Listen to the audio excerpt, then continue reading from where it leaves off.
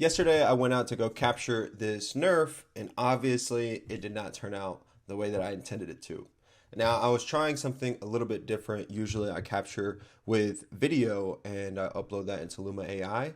But this time around, I was using photos, and I want to show you a little bit of the reason as to why I think this NeRF did not process that well. So, if you look on this backside right here, this looks okay, right? But then it starts to get a little bit translucent, like right here on the statue. Keep on going around. You see the ground is missing on this left-hand side. And this backside is okay. But all in all, this is a horrible NeRF. And the reason why this messed up is because the time of day that I was capturing these photos. So if we look, this was, I think it was like almost at 8 o'clock. It's a little bit after that golden hour light. And we're perched up kind of like on a hill, but we have all this vegetation on our right side that's blocking the sun from coming in. So there's really no sun even hitting this statue. So that's kind of a con to start off with. But then also as we go down, you can see, I think I had my shutter speed too high. But about these shots right here, like when the sun was getting behind the NeRF. Let's see, I think it's like down in here. There we go.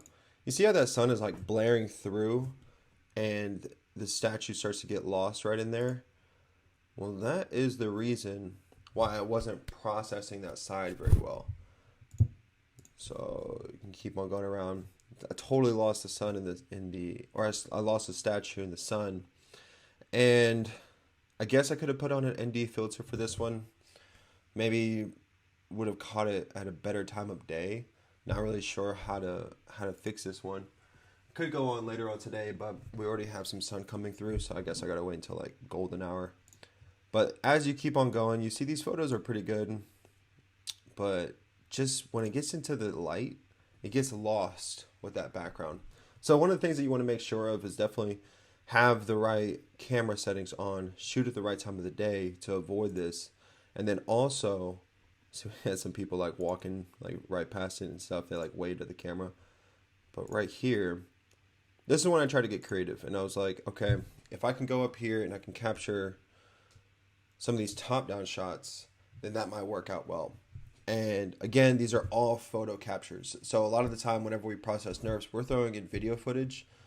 This didn't work out too well with the photos, and I wonder why.